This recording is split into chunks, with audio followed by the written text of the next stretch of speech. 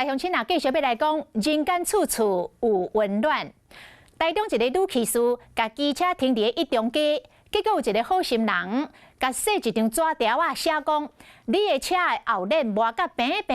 随时会爆轮，非常的危险，上好是赶紧去换轮啊！互伊是真感动哦，抱上网要来找这位好心的人，结果这个纸条的主人真正现身咯。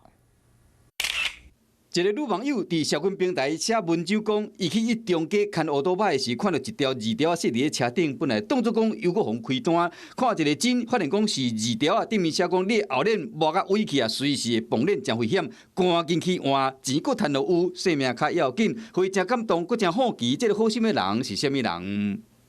有人注意到你自己的车轮的轮胎已经磨平，然后写纸条提醒你。 不错啊，因为自己可能都没有注意到，是会觉得蛮贴心的，就是，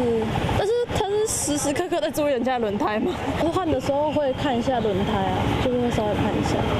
文章一个公开了后，真侪人写讲，女性比较较袂注意这个代志，实际将这个乌多摆车轮的相片摕好机车行的师傅看，确实会使看到上内层的更希望，随时有崩轮的风险。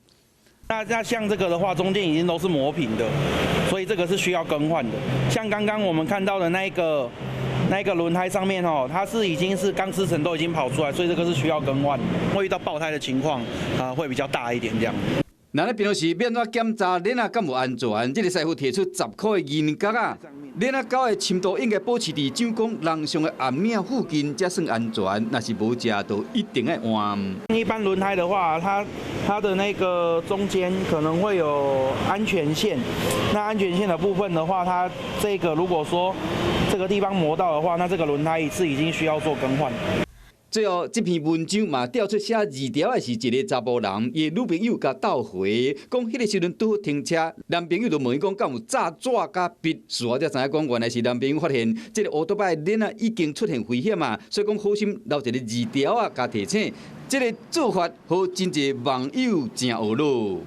Hello， 我是张新文，想要抢先掌握最及时的新闻资讯吗？赶快订阅、按赞、开启小铃铛，锁定华视新闻 YouTube 频道。